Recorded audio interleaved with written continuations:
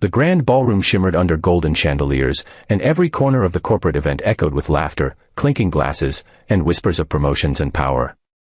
In that glittering world of polished shoes and perfect hair, a single man stood quietly near the entrance, his suit clean but modest, his expression calm yet unreadable.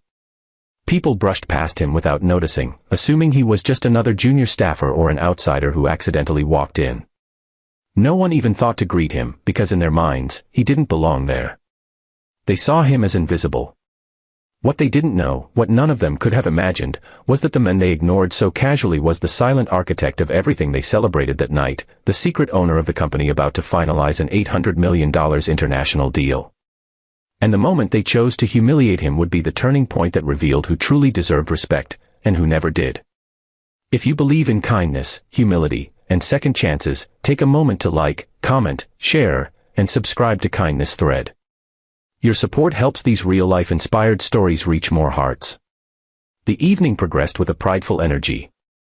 Executives boasted about their contributions, department heads exaggerated their achievements, and young professionals tried to impress the room with their confidence. But beneath the polished surface, arrogance floated like a heavy cloud. And it didn't take long for that arrogance to find a target. When the young woman in the emerald dress spotted the quiet man standing alone, she smirked and whispered to her friends. They laughed as if they'd discovered something amusing. To them, he looked like someone who wandered in without permission, someone beneath them, someone unworthy of this glamorous environment. One of them, emboldened by wine and ego, stepped closer and made a show of teasing him, pretending to offer him a drink only to pull it back with a mocking smile. The room noticed, and instead of stopping her, many joined in with careless laughter. The man did not respond.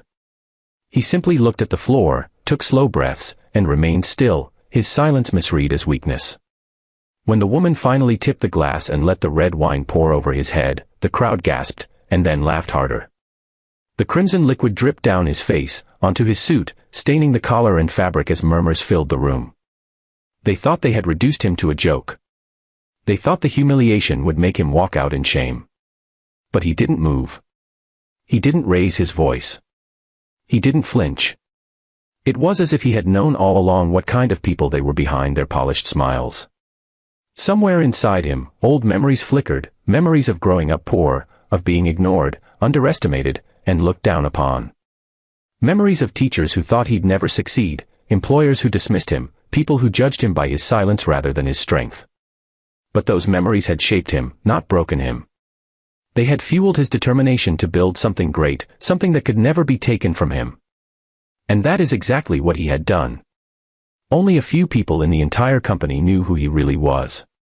He preferred to stay hidden, quietly steering decisions, quietly supporting those who deserved chances, quietly removing those who mistreated others. Tonight, he had chosen to attend the event unannounced to observe the company culture in its rawest form. What he witnessed was worse than he had expected. And yet, strangely, in that moment of public humiliation, he felt not anger, but clarity.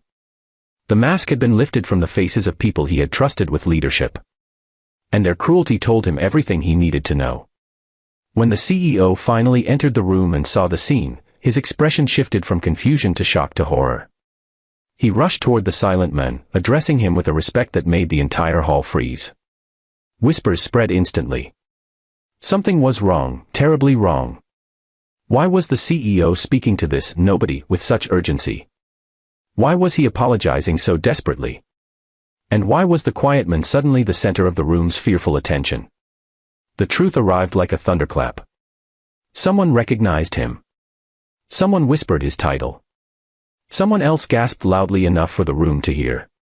And in seconds, shock rippled through the crowd as everyone realized the man they had just humiliated was the unseen majority shareholder of the entire corporation, the very person whose signature alone could finalize or destroy the $800 million contract everyone had been celebrating. Silence crashed over the hall. Faces turned pale. The woman who had poured the wine felt the blood drain from her body. Her smile disappeared, replaced by trembling hands and regret that came too late. People who had mocked him moments earlier now tried to hide behind others, pretending they hadn't participated. But he had seen everything. And more importantly, he had seen who stepped forward to offer him a napkin, who looked horrified instead of amused, who tried, however timidly, to stop the humiliation. Those small acts mattered to him more than any apology that would come after the truth was revealed. The CEO begged him to speak, and slowly, he lifted his head. The room held its breath. What he said was simple, not loud, but filled with a gravity that shook everyone to the core. He did not threaten them. He did not boast about his ownership. He talked about humanity, about how people reveal their true character not when dealing with those above them, but those they believe are below them. He explained that tonight had shown him the heart of the company in a way no document ever could. And in that revelation, he had found both disappointment and hope, because among the cruelty, there were still a few who showed compassion, who tried to help him even when they believed he was powerless. The consequences that followed over the next weeks were fair, not vengeful. Those who had mocked him lost their positions, not because he sought revenge, but because a company built on respect could not be led by people who lacked it. Those who had stepped forward with kindness were promoted, trusted, and supported. The woman in the emerald dress publicly apologized, not for her career, but because she realized the depth of pain her arrogance had caused. And the man, still preferring to remain silent and unseen, continued shaping the company with the same principles that had guided him all his life: dignity, kindness, and strength that does not require noise. If this story touched your heart, please like, comment, share, and subscribe. Your support helps inspire more people around the world. Before the story ends, I have one special request: comment, "Respect is priceless," if you believe true character shows when no one is watching. And so, in that unforgettable night of spilled wine and exposed pride, an entire company learned a lesson they would never forget: greatness isn't loud, power doesn't need to shout, and the worth of a human being can never be measured by appearance, wealth, or status. It is measured by the kindness they show, especially when they think no one is watching. No tiene ni idea qué lindo que es.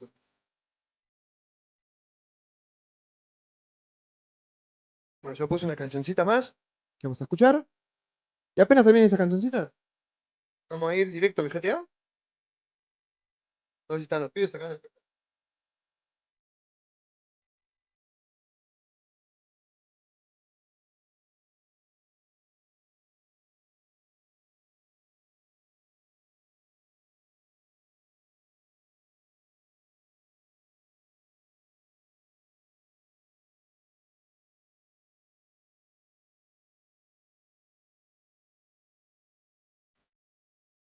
Ah, listo. Terminé el cafecito. Podríamos, de onda, hacer nosotros, ¿no? No estoy lleno. Así que vamos a esperar. Sí, 191. A ver.